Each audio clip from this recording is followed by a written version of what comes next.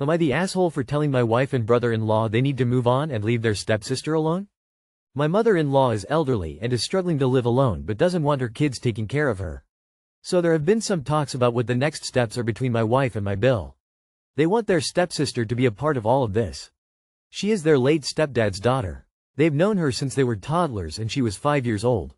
Raised together. They see her as just a sister, but she always used step for them, and this has not changed in 30-something years. After my wife's stepdad died, contact with the stepsister basically ceased to exist. I think she saw the death of her father as the death of any obligation to keep in touch. My wife and brother-in-law and mother-in-law tried to stay in touch, but it was very one-sided. She never reciprocated. They did speak to her about mother-in-law and her need for care, and she told them this was not her problem and she wanted no part in planning. That she took care of her dad and that was where her duty ended because mother-in-law is not her mom or her family, and neither are they. My wife and brother-in-law didn't like this.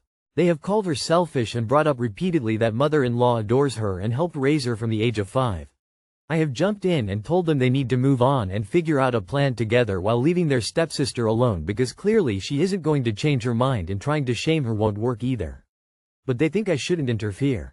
Am I the asshole? You're not the a-hole here. It sounds like you're trying to help your wife and brother-in-law see that they can't force a relationship where one doesn't exist.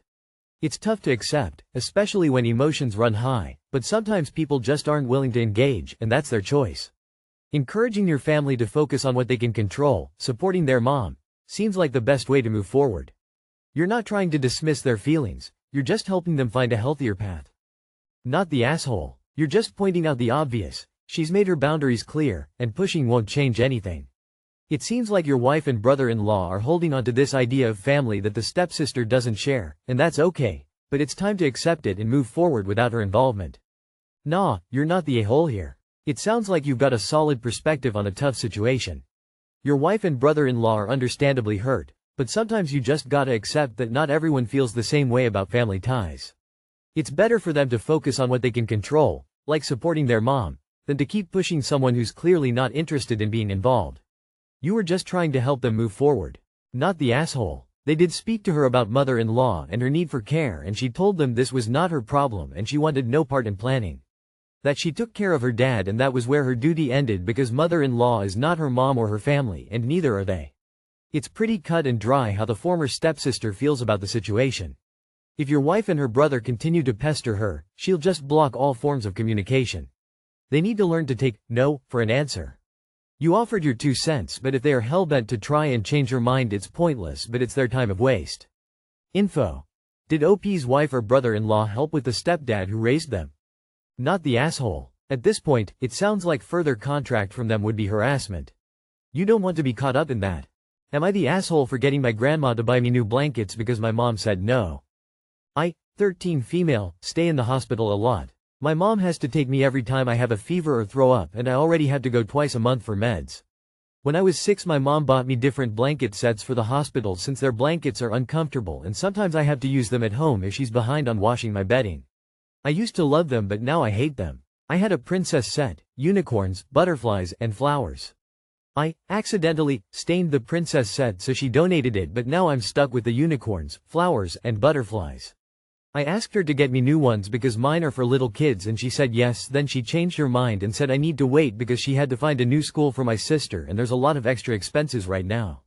She said if I want them I can use my charity money, but I already had stuff that I wanted to get with that money, so I called my grandma and asked her to get me new blankets. She said yes and told me to send her the sets I wanted. She dropped them off at my house when I had to go to the hospital and my mom asked about it. I told her my grandma agreed to buy them for me so I don't need to spend my charity money on it. I told her we can give the blanket sets to the little kids at the hospital. Some of them are there even more than I am. She tried to make me give my grandma my allowance money, but my grandma didn't let her. Now my mom is mad at me for going behind her back when she already said I had to get them with my charity money or my allowance. My grandma told me to go easy on her because she's dealing with a lot, so I wanted to know if I was wrong for going to my grandma. Not the asshole. I think anyone who is commenting YTA has never lived with a chronic illness. It's just asking your grandma for some help. That's what grandparents are for. These YTs are wild. You are a child with complex health issues. It's a reasonable request you made for new blankets more in line with your age and changing tastes to make your frequent hospital stays more comfortable. It's completely understandable that your mom is unable to buy them. But your grandma did what grandmas do. Not the asshole. What is charity money? Was it from a fundraiser to help your family with your medical expenses? I think that explanation would help sway people one way or the other. Not the asshole, you're a kid and sick and grandma just wanted to help you out. Focus on your recovery and school, don't let this bother you. Not the asshole. Wanting little bit of fun and comfort when being so young and facing chronic illness isn't a crime. And asking your family for help isn't either. A little ray of sunshine in otherwise bleak hospital setting isn't that much to ask for. One set of blanket aren't going to matter much to your grandpa, but they sure will to you, when you remember she bought them for you, and they bring you comfort while you have to spend time at the hospital multiple times a month. Not the asshole. Wow, this is a child and you guys are saying YTA because she wants to buy kid stuff with her charity money? Blankets are something that parents supply. She's not unreasonable to want something more age appropriate, and asking grandma for blankets is not some terrible thing to do. A child should not have to spend their allowance money so they can have some age appropriate bedding. Am I the asshole for not letting my dad's ex, who was my aunt's +1, be in family photos at my wedding? I, 26M, got married a month ago and some wedding drama has since come to light mostly via my aunt, who's my dad's older sister. Aunt decided to take dad's ex-wife as her +1. Dad and his ex have been divorced for 5 years now. They got married when I was 7 though, which is where my aunt is coming into play. Dad had me and my 3 older siblings when he met his ex. They met not too long after my mom died, but it took a few months for them to start dating. None of us, siblings and me, really connected with her or cared much for her. To us she was dad's wife who couldn't have kids of her own and saw us as her chance at motherhood.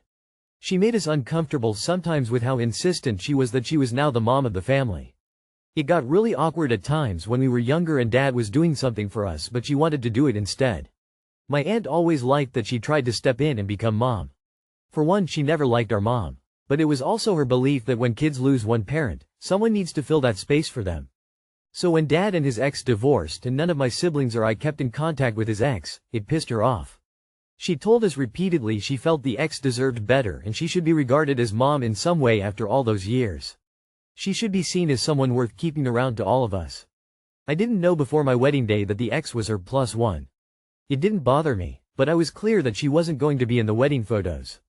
My aunt hated it and she expected to be able to sneak her in, but no, that was taken care of. My aunt also wanted me to dance with the ex, but I didn't. After the wedding my aunt went a little crazy on me, and since then she has told me on an almost daily basis that she thinks I was a shithead for doing that to the ex. She told me I had mom for 5 years but I had the ex for 14 and she did most of the raising of me and my siblings, so we should all be keeping her as mom and for the future as grandma.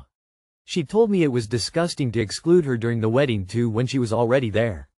I told my aunt I hadn't invited the ex and I was never going to. Am I the asshole? Not the asshole. It's your wedding and you have the right to choose who is in the photos. Your aunt's expectations are unreasonable.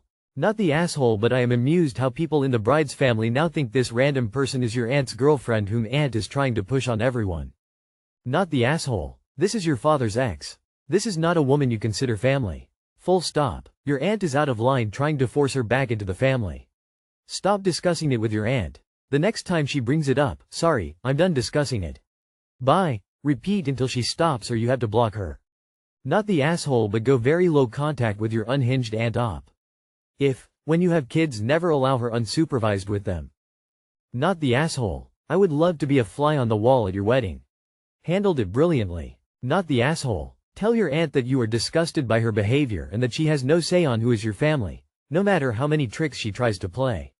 Warn her that the only thing she is doing is excommunicating herself from your family for a stranger, and that if she wants to make that choice, goodbye. Am I the asshole for refusing to let my friend's service dog into my house because I'm allergic? I have a pretty severe dog allergy, and I recently invited a small group of friends over for a game night. One of my friends has a service dog for his anxiety, which I totally respect. But I told him beforehand that I can't be around dogs because of my allergies. He said it wouldn't be an issue because I could just take allergy meds and keep windows open. I tried to explain that even with meds, I'd still be uncomfortable, and honestly, I don't want a dog in my house for hours. He said I was being ableist and not considering his needs, even though I feel like I'm the one who would physically suffer. The rest of the group is split. Some say I'm being unfair to him, others think it's reasonable because it's my house and my health. Now I'm second-guessing myself. Am I the asshole for refusing to let the service dog in?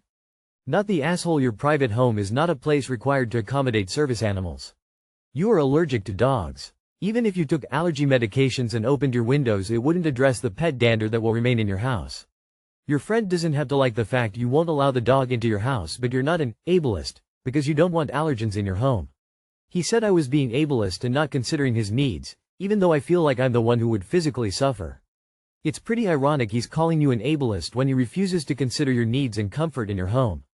He's insisting you take allergy meds? Why don't you insist he take Xanax? Problem solved. Not the asshole. Not the asshole. Your home is not a public place, so you aren't required to accommodate the dog. Your allergies are just as valid as his need for the dog, assuming he does actually need the dog. Even if you took medication and had the windows open, there will still be dog dander and fur left behind. Can he not be without the dog for a few hours? If he can't be, could you instead meet at another location? Someone else's house? A public place, perhaps somewhere outdoors, depending on weather, where you wouldn't have to be in an enclosed space with the dog. Not the asshole. Apparently, he's not an allergist or a doctor, so don't listen to him. Meds will not work in your house. The lingering dog dander and dog hair will remain for quite a while. He can't join you at your house, so maybe instead of him, or you, feeling like an outcast, is there any way you can get together in a public place? Not the asshole. As someone with a service dog should never be considered a need. A service dog is a privilege, and you should always be prepared with other coping mechanisms to be without your dog. They have no rights in places like a private home and limited rights when conflicting access needs come into play. As a service dog handler, you know all these exceptions exist, or that your dog could simply get sick and need a day off. Living creatures are fallible, and you plan for them accordingly. No handler should ever expect their dog to go with them everywhere. That's just entitlement. Isn't he being ableist by minimizing your condition and gaslighting you into still being exposed? In ta.